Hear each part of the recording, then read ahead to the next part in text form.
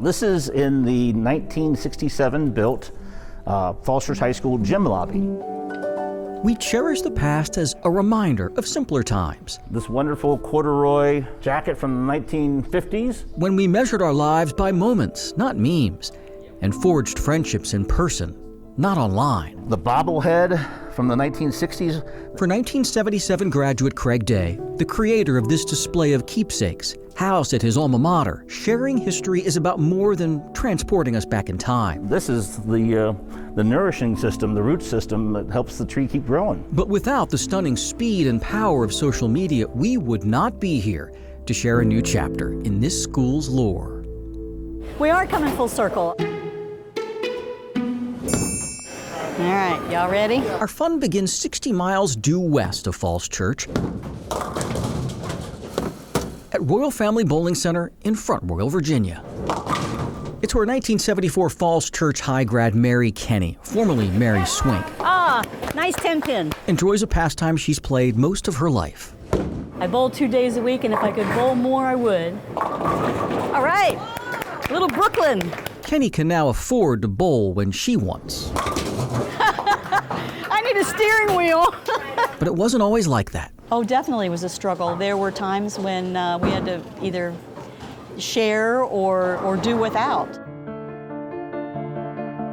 While Kenny's childhood was filled with love and laughter, money was tight in a time defined by political turmoil and a paralyzing recession. Even things like those high school yearbooks, class rings, and things like that, those were indulgences that my mom had to sacrifice for. Mary says her mother Margaret did all the heavy lifting in this family, married at 16, raised 4 kids, and worked full-time, so her children could have a few nice things upon graduation, like a class ring.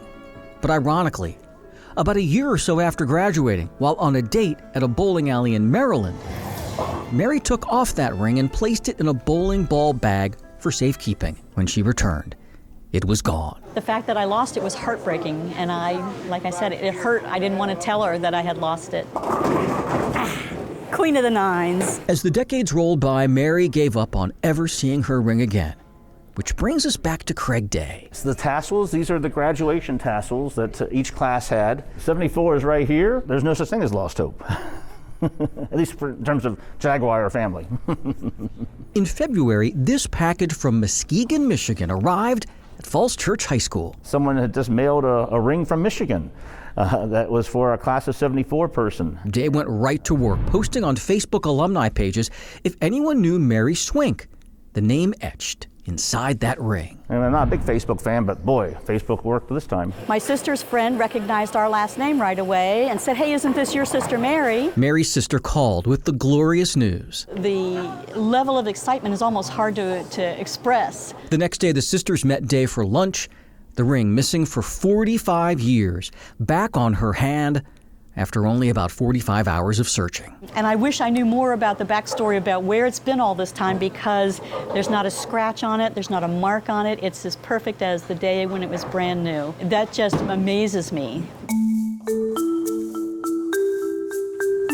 Is it strange, odd? I mean, are you baffled by all? It's strange. It's odd. It's all those things. This is Chuck Lyon of Muskegon, Michigan. He says he recently found the ring while sifting through an old trinket box, and he swears he has no idea how it got there. I don't know. I have no idea where I got it. It gets even weirder.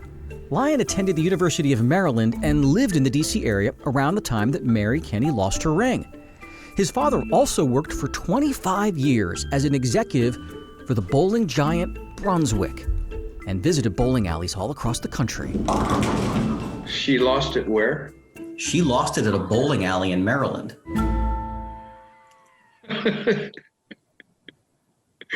Well, okay. I didn't know that. I think it's amazing that I work for Channel 7. In the art department. That's right. Chuck Lyon worked at Channel 7 back in the early to mid-1980s. Lyon, now in his 70s and semi-retired, is thrilled to have played a part in this ring reunion. The card says, "Getting back my ring was certainly a surprise and made my day. Sure would like to know where it's been all these years. Thanks very much, Mary Kinney. So I guess she's remarried and she's now Mary Kinney. And then there's a nice little cat. We like cats too, Chuck. Strikes are also nice.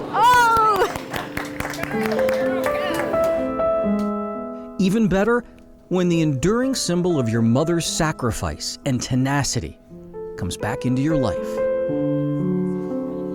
Before Mary's mother passed away a few years back at the age of 83, she and Mary grew even closer, often traveling together.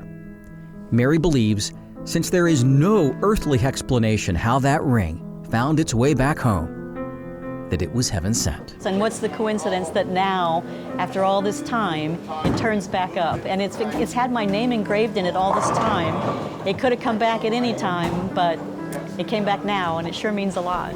I'm Jay Korf for ABC 7 News.